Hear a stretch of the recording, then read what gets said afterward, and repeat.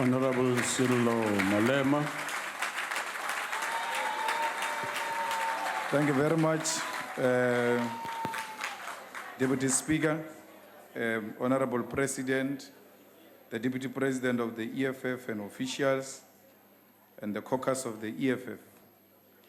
I send my condolences to my brother and leader, Jackson Mthembu. I can relate as a product of a domestic worker. And I hope that our Secretary General did send our condolences to your family. My brother, having said so, I think you'll find it in your heart to withdraw the quotation you have made, for because we shouldn't move from national consciousness or even from black consciousness to tribalistic consciousness. You are making a quote wanting to sound clever as you wanted to, but it was a wrong quotation. Can you imagine if we start calling each other a Zulu president, a Xhosa president, a Swati chief whip? It's a degeneration. And it is unacceptable, and I know that you are the type of a cadre that if you have made a mistake, you accept and correct that mistake. Find it in you to withdraw that quotation because it's unacceptable. Mr. President, I didn't come here with a speech. I brought your own speech which you gave during the State of the Nation. And I want to take you on it. You promised a job summit in the next few months. Nothing has happened, despite growing calls from within the ANC and outside the ANC, particularly that young people remain unemployed in our country. When you came here, you created an impression that it will be done as soon as possible. You have now postponed the investment conference instead. You have appointed an investment envoy to travel overseas to attract foreign direct investment. But I do not have a hope in that envoy, because that envoy looks like a 1996 class project regrouping. And I hope Jeremy and Blade can see what they've set our country for. Order in terms of Rule 82 again. Yeah. Honorable Malema, please take your seat. I would ask the Honorable Maimane, whom I prefer to call the Honorable Malema, to please utilize Rule 82 and refer to Honorable Cronin appropriately. Thank you, Honorable Deputy Speaker. Okay. Honorable Cronin and Honorable Nzimande can see what they have set our country for, because it's clear we're going back to 1996 policies which have not worked for our country. And you know very well that the whole world is saying you cannot grow the economy with foreign direct investment only. You have to stimulate local investment that is led by the state. But we don't see that coming from you. Mr. President, you said you were going to reduce the departments and everybody else was excited and nothing has happened. You actually brought certain people back into the cabinet. The cabinet is still big, 35 ministers, 36 deputy ministers. Majority of those deputy ministers are extremely useless. Let me give you an example with a friend of mine called Kassel Matal. I don't understand why there should be Honorable Kassel Matal. Yeah. I don't understand why there should be a deputy minister of a small business, because that department itself is so useless. And on top of it being so useless, you still add a deputy minister. It's unnecessary, it's unacceptable. I do it with Kassel because you will know that I mean no bad is a friendly fire. Because if I do so with many other... Honorable Matal. Yeah, please do that consistently now. Going forward. I will learn to do it. There is no indication. So, Mr. President, reduce the cabinet, save us money, and redirect that money to the needy department. And if you do so by removing some of your colleagues, particularly those who supported you, that will be a show of character, that you are not in it for factional reasons, but you are in it to build a capable state which will deliver with a sizable, manageable team. President, I came here and told you you are bluffing about the land, and now you are wishy-washy and saying all manner of things. It's clear you are not going to expropriate land without compensation. But I need to tell you that we had issued an instruction in the EFF for people to scale down the occupation of land because we wanted to give you time. But since you are no longer clear, we have made a call and we make it even here for our people to occupy the unoccupied land. It is their land because the ANC is not going to give them land anytime soon. You demonstrated that you are not serious when you appointed Honorable Maite into land. She knows nothing about the land. And half the time she's sleeping. I know her. She sleeps, she just wakes up now because I'm talking about her food. If I was not talking about her food, she was not going to stand up. Honorable Malema. Every time she stands up when we speak about her sleepingness in this parliament, why appoint such a person who have no clue? Honorable Malema, you were not here yesterday. I did plead when I say take your seat, please take your seat. Just take your seat. Take your seat. Take your seat, Honorable Malema. Honorable Deputy Speaker. I'm rising on rule number 84. Yes. Honorable Silo Julius Malema is continually not using the proper address to the honorable members. Abo Maite, Abo Kaseli, can you just withdraw from there? Thank you. Yeah. Okay. Honorable Member Malema, we have said so. Please stick to the rules.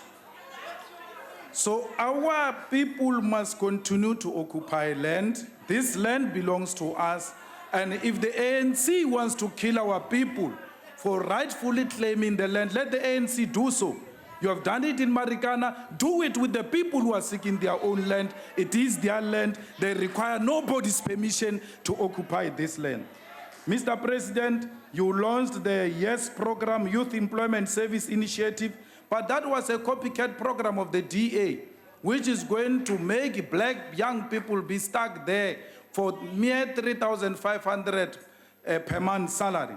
And when you compare that with their own white counterpart who are getting 20,000, it's not going to work. It has failed before. Treasury itself admitted that this program will not be successful. President, Honorable Mutwaledi is not here. The state of health is shocking in this country. Half ambulances in KZN, they are not working. Half ambulances in Limpopo, they are not working. Our people are not receiving any form of public health in South Africa. And we are saying this is a priority. The ANC should be able to pause and say, what do we do to save black and African life in particular? Because those are the facilities which are being used by our people. SARS, yes, you fired Moyani. That is the only thing you have done. But I can tell you now, you will not win a case against Moyani because you handled it in a clumsy manner. We want Moyani gone. But you've got 4 charges against Moyani. One of the charges is that he has misled Parliament. The Finance Committee in Parliament today said there is no such a thing. So that charge is going to fall off even before it goes into a hearing. Let us do things properly, because by handling these things in a clumsy manner, it will not deliver required results. You know, President, the SIU investigators are extremely corrupt. Can I raise a point of order, please, Chairperson? Yes, okay, yeah. Yes. It is wrong to misrepresent what happened to the committee today. There was no such decision taken. No such decision. It was an open meeting. Point of order. Yes, Honourable Deputy Member. Speaker, with respect, you spoke yesterday and others spoke about interrupting speakers with frivolous points of order. Yes. That is not a point of order, it's a point of debate. And Mr. Malema should not be interrupted by that sort of frivolity in the House. Honourable Member, proceed. No, we wanted to raise a point of order on the chairperson of the Standing Committee on Finance, who tried to build a case today against Moyani. And he failed dismally because he was working with a corrupt guy called Momo from National Treasury. They failed to make the case today. Honourable members, please take your seat. Honourable Malema, proceed. Honourable members, order. Order. Proceed, Honourable Member. SIU is corrupt. You make proclamation, they go and investigate. If they don't find anything wrong, they ask money from people. And if you don't give them money, they withhold the report. They don't announce the report. And or they announce some clumsy thing which is not very clear, clearing individuals. Check into those investigating officers in the SIU, the most corrupt institution. Corruption has moved into the Hawks now. And they are not only corrupt, the Hawks, they are now participating in cash in transit haste. The army people as well are found into that. There is a general degeneration in South Africa under your leadership. The cash in transit is uncontrollable. Why? Because you are weak, you are not firm, and criminals don't like weak people. You must take a firm stand and say, the day you produce an AK-47 against the police and the security, you will meet your maker. Because as government, we will have ceased to recognize your rights the day you take AK-47 on innocent people. Because our people are dying, the security is dying, the police who are honorable are dying. They don't get a firm support from your leadership. SIU extend jobs, even when they finish investigation. Why? The investigated department is the one that is paying. Remember, SIU is unemployed without your proclamation. So if you don't make proclamations, they extend so that they can keep busy. You need to look into that. Ellen, Honorable Mulekani, the most defender of corruption in the Intelligence Committee. You make people sign a nonsensical oath that they must not tell us what is happening in that committee of intelligence. There is too much corruption there. And we want to tell you and this parliament that will not abide by that oath of that intelligence committee. For as long as there is corruption, we are going to expose that money. There is still money and hide in the name of intelligence. Mulekani, not even the Honorable Dipu, the deputy minister, is the one who's number one in defending the corruption which is happening in the intelligence. Crime intelligence, military intelligence, all sorts of, including the intelligence department itself. There is our fellow South African, the Indian fellow, I forgot his name in Natal, hired 50 members of his family, a well-known corrupt fellow who has been stealing money of the crime intelligence. You have never acted on that individual. Deputy Speaker. Yes, Madam, you go right. Honorable Deputy Speaker. Wait. Honorable Malema, please take your seat. Let's do this properly. Yes, what are you rising on, ma'am? Thank you so much. I'm sorry, Deputy Speaker. Yes.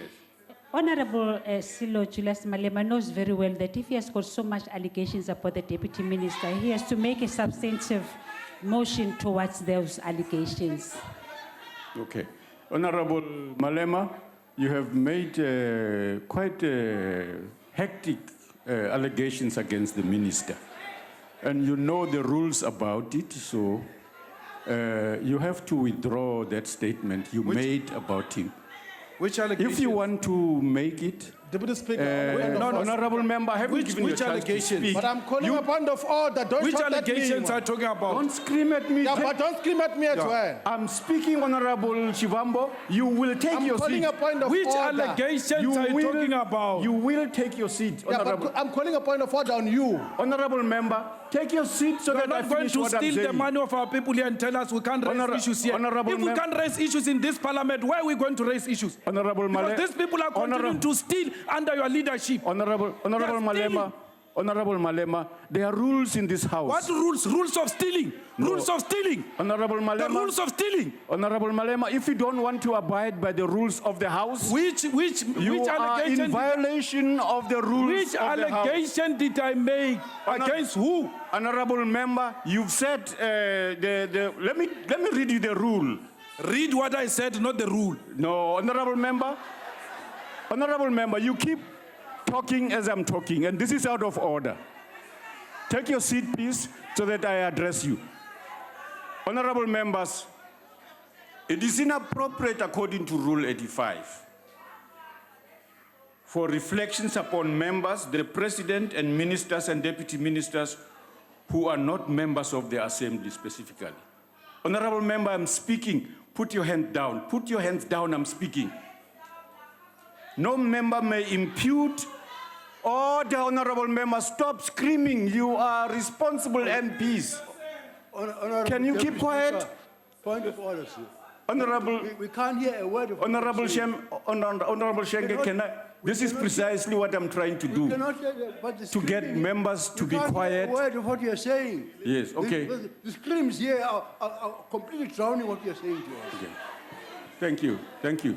Honorable members, can we please respect the House? No member may impute improper motives to any other member or cast personal reflections upon a member's integrity or dignity or verbally abuse a member in any other member. A member who wishes to bring any improper, unethical conduct on the part of another member to the attention of the House may do so only by way of a separate substantive motion comprising a clearly formulated and properly substantiated charge that in the opinion of the Speaker, prima facie warrants consideration by the House. Sub-rules 1 and 2 apply also to reflections upon the President, ministers and deputy ministers who are not members of the House, as Honorable Ellen Mulekani is. So you have to withdraw the remarks you Deputy made. Speaker, can we Yes. call you to order, please? Yeah, go ahead, call me to order. What's Deputy your order? Speaker, the honorable member who stood up and made a point of order on Honorable Malema is frivolous because she can't even recall what Honorable Malema said. You can even ask her to stand up. What is it that she wants our commander-in-chief to withdraw? She does not even know it. Nothing of sort in that rule book that we are reading has got any impact or related to what Honorable the honorable member says. Sit down. You didn't hear anything, you yourself. Is that Okay. one? All right. Honorable, Yeah, tell her to stand up and recite it. Honorable- She has forgotten. She does not even know. Honorable Gadi. I can tell you. Honorable Gadi. Call that one. Honorable Gadi, I wish you to respect the House. The honorable member raised a point of order. I have responded to it because I heard what Honorable Malema said. And I'm reading the relevant part of the rules that applies to him. What did I say, Deputy Honorable Speaker? member, what you said about the Honorable Minister Mulekani, Which is what? what you said is inappropriate and breaks the Which is rules. what? And What? you must withdraw it if you do not wish Withdraw to withdraw what? On it. a point of order, Deputy Speaker. You I will not. said, On a point of okay, order, let me Deputy tell you Speaker. what I Let me be said clear. about her. On a point Let of me be order, Deputy clear. Speaker. Let me Honorable- tell you what I said about her. Honorable member, take your seat. Let me take your chief whip's point of order. What's your point of order, honorable member? So in terms of the rules that you are having in your hand there now, the procedure is that if there is a violation of a rule in terms of a single sentence said by a member, any other member can raise and point specifically to say that this is the sentence that is inconsistent with the rules of the National Assembly. And then you as a presiding officer, you must then illustrate that this sentence that you have made is inconsistent with the rules of the National Assembly. And then you tell a person who is speaking to withdraw that particular statement. You can't then generally say that when we are exposing corruption in the Intelligence Joint Standing Committee, he must withdraw everything. How are we going to say it except through this particular parliament? What did the Commander-in-Chief say which is against the rules of the National Assembly? Point to that and then we will then determine whether we withdraw or not so that we can close on other issues, please. Thank you very much, honorable member, for your rich opinion. I appreciate it. Maybe we I should intend- help you to say we'll hon- check the Hansard. We can honorable- continue the debate. honorable We'll check members- the Hansard and then you'll make a Honorable ruling in member, the next sitting. I've requested you to That is withdraw your going to help statement you. that you made against the minister, Which one? deputy minister, which you expressly expressed. You will withdraw it. Deputy- If you Deputy don't, Speaker. honorable member, then you are refusing to obey Deputy the rules. Speaker, Deputy Speaker. I've given you a chance, Deputy Speaker, on a honorable. point of order. Deputy Speaker, on a point of order. The Secretary General of the EFF is 100% correct that if there's dispute in terms of what was said here in the House, you always have a recourse option. You can always say that we're going to get Hansard, which is an exact record of what gets said here. And then in the next sitting of the House, you can request a member to withdraw what they said in the previous sitting. It's permissible. Yes. Don't on a Honorable- disputed Okay, utterances all want right. to pass a ruling now. All right. You can always refer it to the next sitting of the House, and then we'll challenge it ourselves in the Rules Committee before you even make a final ruling. We'll illustrate to you that the ruling that you're about to make now is inconsistent with the spirit of this House. It is consistent with the Constitution that allows us as Parliament to expose corruption and oversee the executive. So please don't rush into a ruling which is going to be unnecessary. I can feel now that you are going to try to chase the Commander-in-Chief out of a ruling which there's dispute of what was said or what was not said. Let's listen to Hansard, allow the Commander-in-Chief to conclude, and then we'll take the debate forward. Please. Honorable Malema, Honorable Shivambo, what I said is that the honorable member raised a point of order. I want to remind you. And I also heard Honorable Malema say, I'll just keep your heels, and it is better if you do not say the things you are saying now, because it is out of order. You are interrupting the chair. Honorable Malema, your reference to Honorable Mulekan, that she's a defender of corruption, implies that she's corrupt. And therefore it is wrong, and you must immediately withdraw that. What you impute, honorable members, you can't contest the ruling in the House.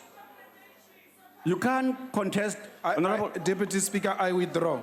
On the point Thank you of very order, much. Deputy Speaker, I withdraw. Let's proceed. Honorable member, take your seat. Let's please. proceed. Yes. Because I must deal with these things before you chase me out. I'm not going anywhere. I'm here.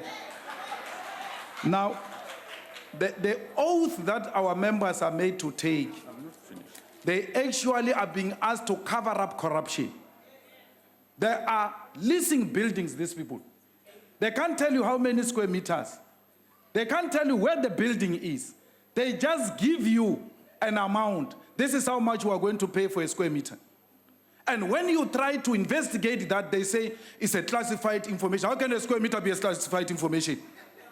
So we need to expose these types of shenanigans which are going on in the intelligence communities. President, you promised a comprehensive package of services to women and children.